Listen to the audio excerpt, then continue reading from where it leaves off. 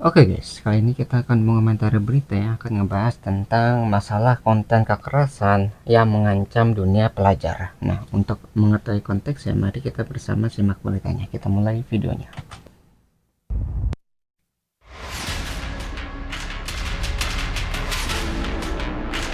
Aksi kekerasan yang dilakukan anak di bawah umur yang merupakan pelajar kembali terjadi. Pelemparan bom Molotov yang terjadi di SMP Negeri 3 Sungai Raya, Kalimantan Barat dilakukan siswa kelas 9 di sekolah ini. 4 ledakan petasan sebagai pemicu Molotov melukai 1 siswa, meski Molotov yang disiapkan tidak memicu kebakaran. Berbahaya sekali ya. Motif dendam karena kerap dirundung menjadi alasan aksi kekerasan ini. Ditambah anak berhadapan dengan hukum ini tergabung dalam grup daring yang sama dengan siswa yang melakukan aksi kekerasan di SMA Negeri 72 Jakarta. Jadi kayak bentuk pelampiasannya tuh kayak bentuk anarkisme atau bentuk kekerasan yang harusnya tidak dilakukan oleh remaja gitu ya. Jadi itulah yang menyebabkan orang tuh melakukan hal tersebut karena mungkin nggak mampu melampiaskan ke hal-hal yang positif.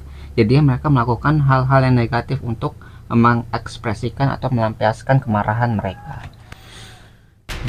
Konten digital, baik grup percakapan maupun permainan, pasti mengandung konten kekerasan dan cukup menarik bagi generasi muda.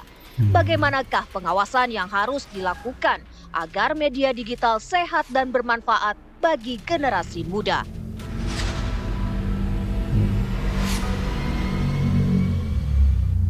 Ya pemirsa, seorang pelajar SMP ini melakukan tindakan kekerasan dengan melemparkan bom Molotov ke sekolahnya di SMP 3 Sungai Raya, Kalimantan Barat. Dan diduga ada sejumlah motif yang melatar belakangi tindakan dari anak yang berhadapan dengan hukum ini.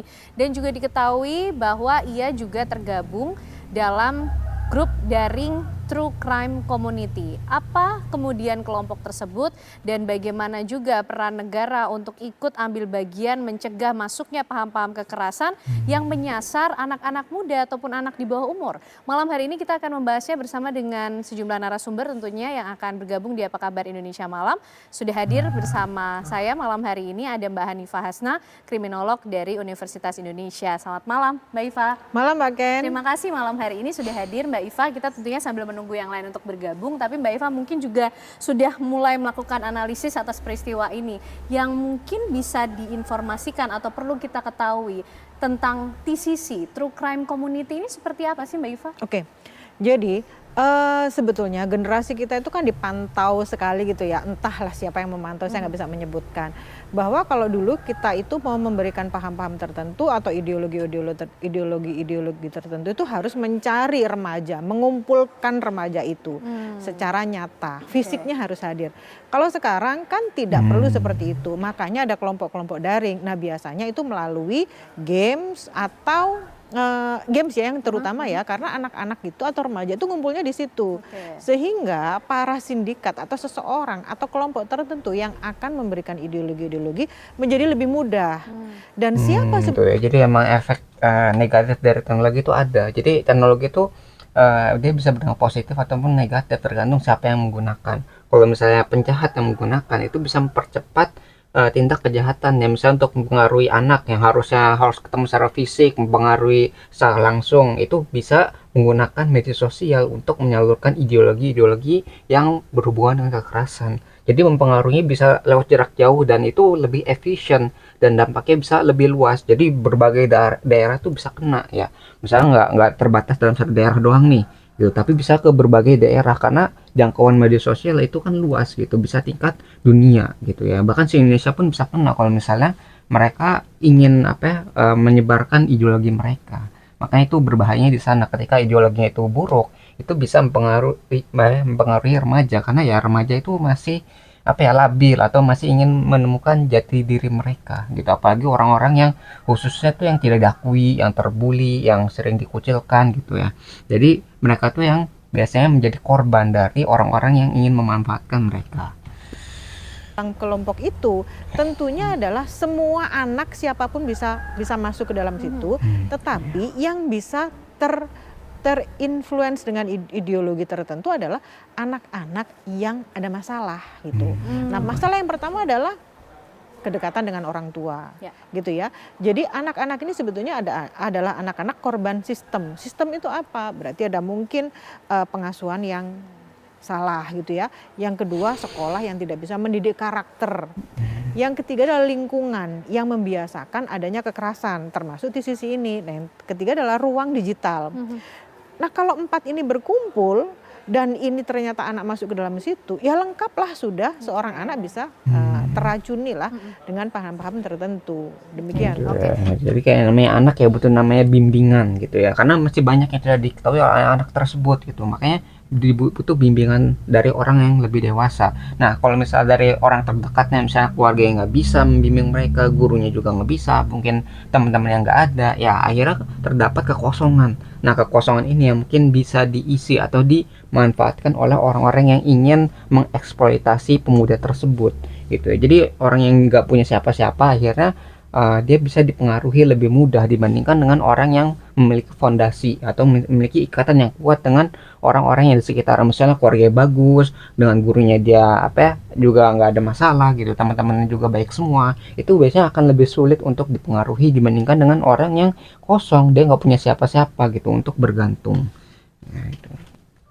Kemudian TCC atau grup daring ini kalau saya baca kan ini berkembang secara sporadis sebetulnya ya Mbak. Akhirnya kemudian bisa menginfluence anak-anak muda, anak-anak di bawah umur ini, bagaimana mereka bekerja Mbak? Apakah memang anak-anak di usia seperti itu lebih rentan terhadap adanya paham-paham kekerasan? Sangat sekali, karena yang kita ketahui remaja itu adalah usia di mana dia itu sedang mencari jati diri gitu ya.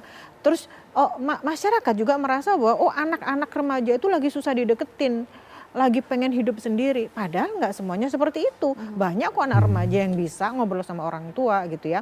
Terus mereka sedang kepengen menunjukkan, aku ini siapa sih, aku tuh bisa apa sih gitu. Nah, ketika dia ada racun ideologi tadi itu, lengkaplah akhirnya dia menjadi menggunakan ideologi-ideologi itu untuk menyelesaikan permasalahan jiwanya, kebutuhan jiwanya tadi itu gitu loh.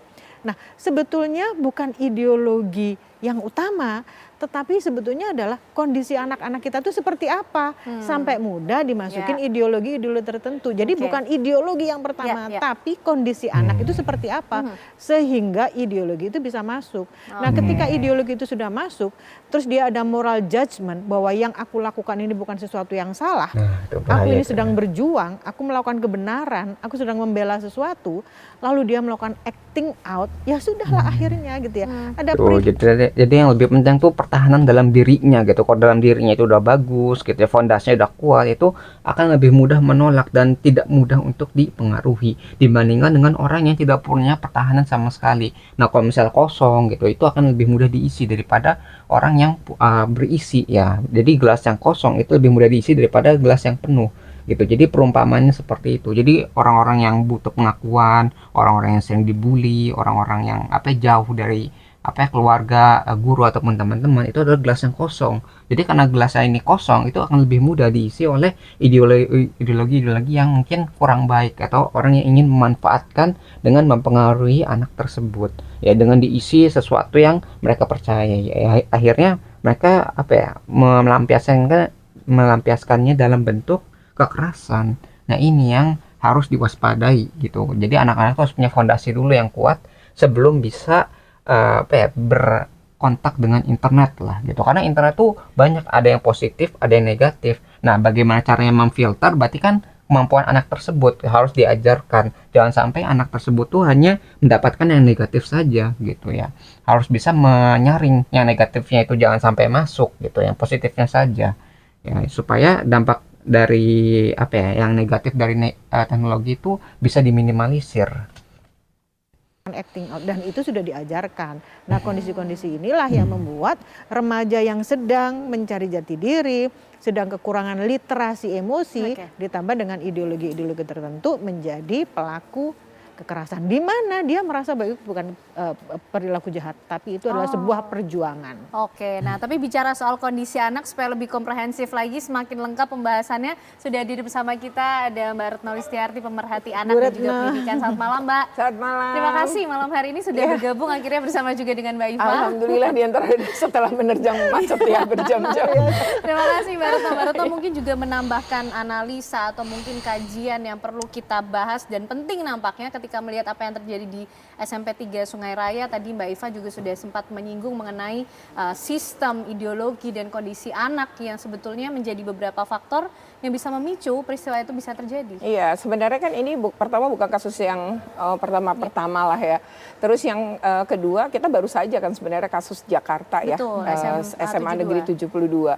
Sebenarnya polanya jadi hampir mirip ya. Anak ini keduanya ini kan ngaku kalau dia pernah mengalami pembulian.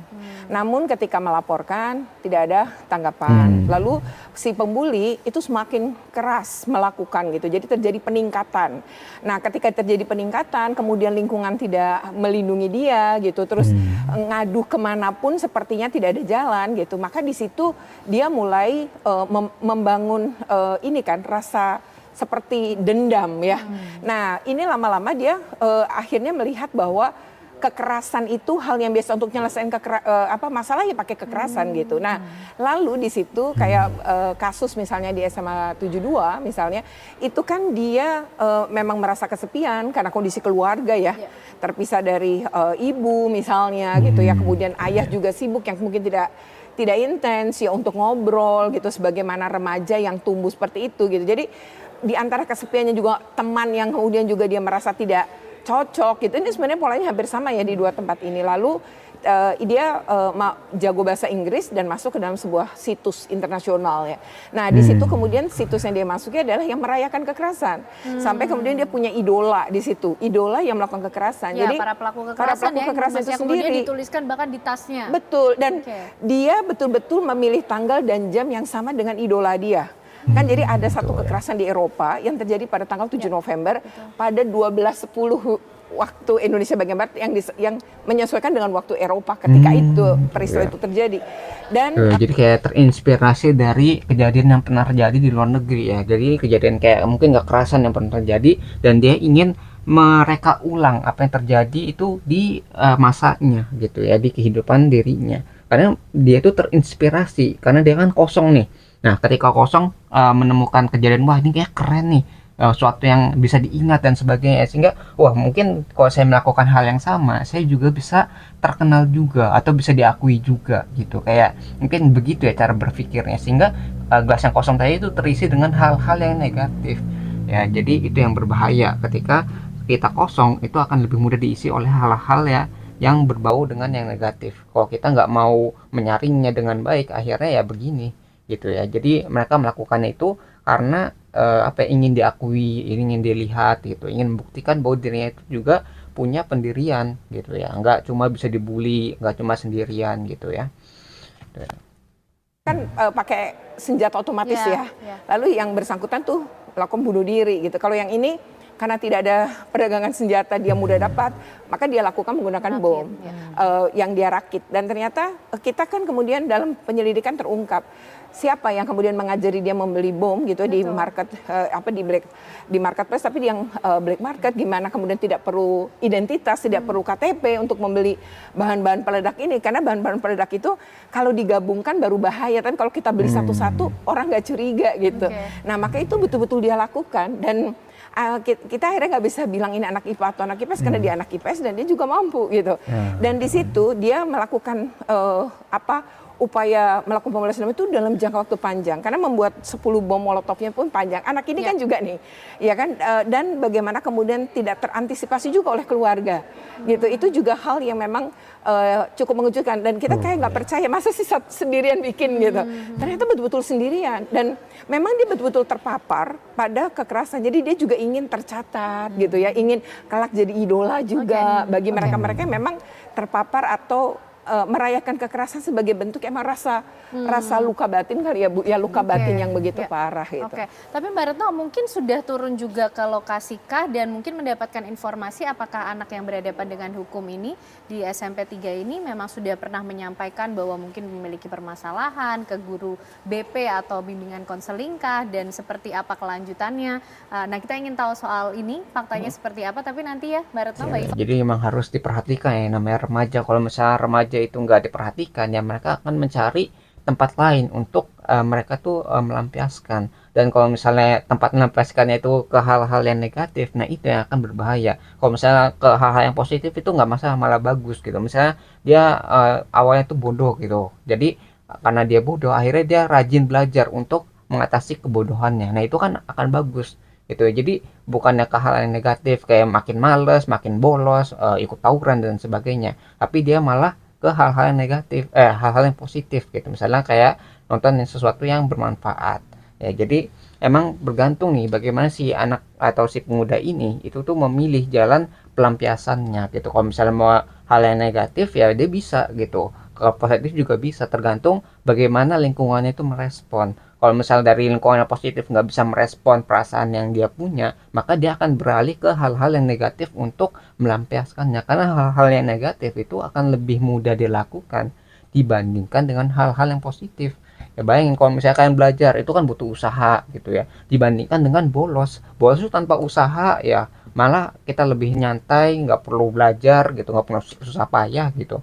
Dan dia akan merasa dirinya wah ini enak nih, lebih enak dibandingkan dengan giat belajar gitu. Makanya harus ada bimbingan secara positif supaya anaknya itu mau belajar ataupun mau melampiaskannya ke hal-hal yang positif gitu ya, supaya hal-hal yang negatif itu bisa dihindari ataupun tidak dilakukan sama sekali. Nah mungkin itu yang bisa kita pelajari dari berita ini tentang apa ya, adanya kekerasan yang mengancam dunia pelajar ya itu. Ya, kalau kalian tertarik dengan sumber beritanya, link sudah saya cantumkan di deskripsi video.